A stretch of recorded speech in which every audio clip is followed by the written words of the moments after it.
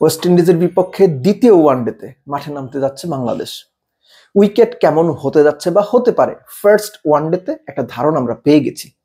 আমার স্পেসিফিক্যালি মনে হয় টপ অর্ডারের 3 ব্যাটার, তানজিদ তামিম, সৌম্য সরকার, লিটন দাস, যদি 3জনই বেস্ট 11 থাকে আর কি, 3জনের কেউ একজন যদি একটা বড় রান না করেন কিংবা ভালো স্ট্রাইক রেটে একটা বড় রান না করেন কিংবা যে কোনো 2জন ভালো স্ট্রাইক রেটে দুটো 50 না করেন, বাংলাদেশের এই ব্যাটিং লাইন আপের জন্য একটা বড় রান করা 315, 320, 30 করাটা অলমোস্ট ইম্পসিবল।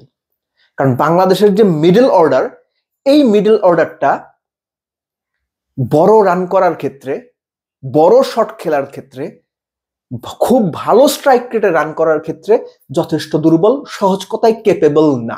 আপনি মিরাজের কথা বলেন, আপনি রিয়াদের কথা বলেন, কেউই আপনাকে 130-35 স্ট্রাইক রেটে রান করে দিতে পারবে না। Very unlikely. যদি করে ফেলে সেটা ভাগ্য, কিন্তু তাদের ক্যারিয়ার ট্র্যাক রেকর্ড কিংবা তাদের অ্যাবিলিটি সেটা সাজেস্ট করে না। আফিফ হোসেন ধ্রুব অন এন্ড অফ ছিলেন, দলে এসেছেন ফার্স্ট ওয়ানডেতে মোটামুটি একটা ইনিংস খেলেছেন, তো ওই জায়গাতে ওরকম 100 স্ট্রাইক রেটের ইনিংস একটা খুবই কার্যকরী, খেললে বড় ইনিংস খেলতে হবে। জাকের আলী তুলনামূলকভাবে এদের চাইতে বেটার স্লগার কিংবা হিটার, কিন্তু তারপরও ওপরের যে 3জনের কথা বললাম, যে সৌম্য, লিটন, তানজিদ তামিম, তাদের কেউ একজন যদি একটা ভালো বা ব্লিস্টারিং বড় ইনিংস না খেলেন বা যে কোনো 2জন যদি বেটার স্ট্রাইক রেটে দুটো 50 না করেন, বাংলাদেশ ভালো রান করতে পারবে এটা মানে মনে হচ্ছে না। এখন 3জনের অবস্থা কি? তানজিদ তামিমের কথা বলি, যে লাস্ট ম্যাচটাও তিনি বেশ ভালো স্ট্রাইক রেটে 100 স্ট্রাইক রেটে একটা 50 করেছিলেন, ক্যারি করতে পারেননি। তার আগেও 3 ম্যাচ আগে একটা 81 বলে 84 রানের ইনিংস খেলেছিলেন। সো তার ওই মোটামুটি ফর্মটা রয়েছে। Same goes to Soumya Sarkar.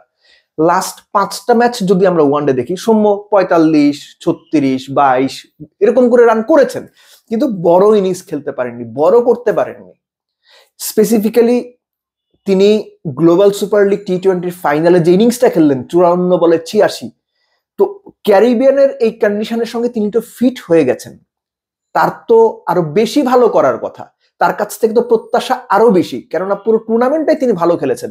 So Soumya যদি রান না করতে পারবেন, that will be very unfortunate এবং আনএক্সেপ্টেবল। সৌম্যর কাছে রান চাই, কেননা তিনি, আবারও বলছি, এই কন্ডিশনে অনেকদিন ধরেই আছেন। উইকেটের ধরন হয়তো ডিফারেন্ট, আবার একই সঙ্গে সেন্ট কিটসের যে ধরনের উইকেট সেটা সৌম্যর ব্যাটিং স্টাইলকে যথেষ্ট সাপোর্ট করে, বল সুন্দর ব্যাটে আসে, তো সেকেন্ড ওয়ানডেতে সৌম্য ভালো খেলবেন এটা প্রত্যাশা করাই যায়। লিটন দাস সবশেষ 6 ওয়ানডেতে লিটন ডাবল ডিজিট কোনো রান করতে পারেননি। সবশেষ 5 ওয়ানডেতে তারা রান হতে 6-1-0-0-2। Liton is having very bad patch ওয়ানডেতে। দল থেকে বাদও পড়েছিলেন। এর আগে একটা ভিডিওতে আমি বলেছিলাম যে লিটন দল থেকে বাদ পড়লেন, দল দিয়ে আবার ব্যাক করলেন, কি কারণে ব্যাক করলেন কেউ জানে না, কোথায় পারফর্ম করেছেন কেউ জানে না, বাট স্টিল লিটনকে বাংলাদেশের ওয়ান অফ দ্য কি প্লেয়ার্স মনে করা হয় এবং লিটনের কাছ থেকেও ওই বড় রান প্রত্যাশিত। কিন্তু তার যে ফর্ম, সেই ফর্ম থেকে আসলে বড় রান তিনি করতে পারবেন কিনা এটা নিয়ে শঙ্কার জায়গাটা রয়ে গেছে। তিনি ওপেনই করুক কিংবা 3 নাম্বারই নামুক বা 4ই খেলুক, যেখানেই খেলুক তিনি, সো তারপরে এক্সপেক্ট করবো টপ অর্ডার 3জনের একজন ভালো করবেন। রিয়াদ, আফিফ, মিরাজ, জাকের, এদের কথা তো আগেই বললাম, নতুন করার কিছু বলার নাই। বাট 4 নাম্বারে যদি মিরাজ খেলেন, ফার্স্ট ডেতে যে ইনিংস খেলেছেন, অ্যাঙ্কর রোল, এখনকার ক্রিকেটে অ্যাঙ্কর রোল চলে না। বাংলাদেশ ছাড়া কোন দলের ক্রিকেটাররা ওই অ্যাঙ্কর রোলটা নর্মালি প্লে করতে যান না, যদি না সেটা হার্ড টাইপ কোনো ব্যাটিং উইকেট না হয়, মিরপুর টাইপ ব্যাটিং উইকেট না হয়। ভালো ব্যাটিং সারফেসে কেউ আর ওই অ্যাঙ্কর রোল প্লে করেন না। যারা করেন তারা আসলে এখন থেকে 15-20 বছর আগের ক্রিকেটটাই ফলো করেন বা তাদের ক্রিকেট মেন্টালিটি ওই রকম।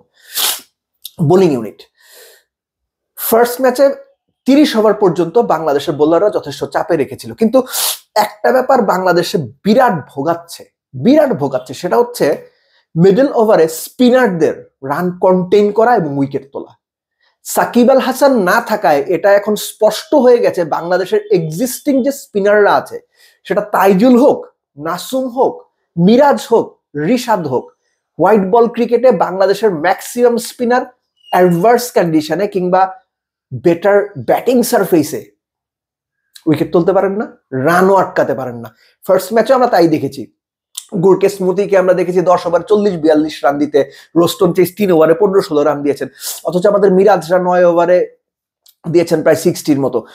একই সঙ্গে রিশাদও খুব ভালো বল করতে পারেননি, একটা করে উইকেট তারা পেয়েছেন, কিন্তু যে সময় একটা ভালো প্রেসার দেওয়ার কথা, যে সময়টাতে একটা প্রেসার দিয়ে রান কন্টেইন করে উইকেট তোলার কথা, অপোনেন্টকে ভুল করতে বাধ্য করার কথা, সেই কাজটা আমাদের স্পিনাররা করতে পারছেন না, স্পেসিফিক্যালি কোনো স্পিনারই পারছেন না। এটা একটা ভালো সাইন নয়। এবং দ্বিতীয় ওয়ানডেতে যদি একই ধারা ফার্স্ট ওয়ানডের মতো অব্যাহত থাকে, তাহলে মূল দায়িত্বটা ওই 3জন পেসারকেই নিতে হবে। আর সবচেয়ে বড় কথা হচ্ছে যে শুধুমাত্র পেস বোলারদেরই যদি সব দায়িত্ব নিতে হয়, পেস বোলারদেরই যদি ঘুরে ফিরে ম্যাচ জেতানোর মতো সিচুয়েশন তৈরি করতে হয়, তাহলে ভাই মুশকিল। স্পিনারদের ওই সাপোর্টটা দিতে হবে বা দেওয়া জরুরি। গত বিশ্বকাপেও আমরা দেখেছি 2023 বিশ্বকাপে যে বাংলাদেশের স্পিনাররা বেশিরভাগ ক্ষেত্রে, সাকিব বাদ দিয়ে বেশিরভাগ ক্ষেত্রে ভালো ব্যাটিং উইকেটে খুবই স্ট্রাগল করেন। সো ওই স্ট্রাগল থেকে বেরিয়ে আসার জন্য কি করতে হবে সেটা আমি জানি না, কিন্তু যারা দিনের পর দিন ক্রিকেট খেলছেন, ক্রিকেটের সঙ্গে আছেন, তাদের ওটা খুঁজে বের করা উচিত যে ভাই আমি কেন পারছি না, এটা আমার বের করতে হবে। প্রয়োজনে কোচের সাহায্য নিতে হবে, প্রয়োজনে না ডেফিনেটলি সাহায্য নিতে হবে, কিন্তু ওই জায়গাতে ইফেক্টিভ হইতে হবে। সো সামারি হচ্ছে, টপ অর্ডারের বড় রান করতে হবে, বাংলাদেশ রান চেস করুক, আগে ব্যাট করুক। টপ অর্ডারের ব্যাটিং এর পাশাপাশি মিডল অর্ডারকে ওই আগের দিনের ক্রিকেট থেকে বের হইতে হবে, অ্যাঙ্কর রোল প্লে করা বন্ধ করতে হবে, 41-46 নাম্বার ওভারে গিয়ে 4টা-5টা করে ডট দেওয়া বন্ধ করতে হবে, এবং নতুন বলে উইকেট তোলার পাশাপাশি পেসারদেরকে একটু বাড়তি দায়িত্ব নিতেই হবে। এটা তাদের উপর চাপ হলেও নিতে হবে, যেহেতু স্পিনাররা পারছেন না। আর স্পিনারদের ওই পারছেন না, কেন পারছেন না সেটা থেকে বের হয়ে এসে পারতে হবে, নইলে সেকেন্ড ওয়ানডেতে খুব ভালো কিছু আশা করাটা বোকামি। কেননা বাংলাদেশ মেন্টালি একটু ডাউন আছে, একই সঙ্গে ওয়েস্ট ইন্ডিজ মেন্টালি স্বাভাবিকভাবে একটু হাই থাকার কথা। আর ওই জায়গাতেই বাংলাদেশ সুযোগটা নিতে হবে যে when you are down and out, you have to come back, you have to come back strongly. Bangladesh strongly come back করবে সেই প্রত্যাশা করি।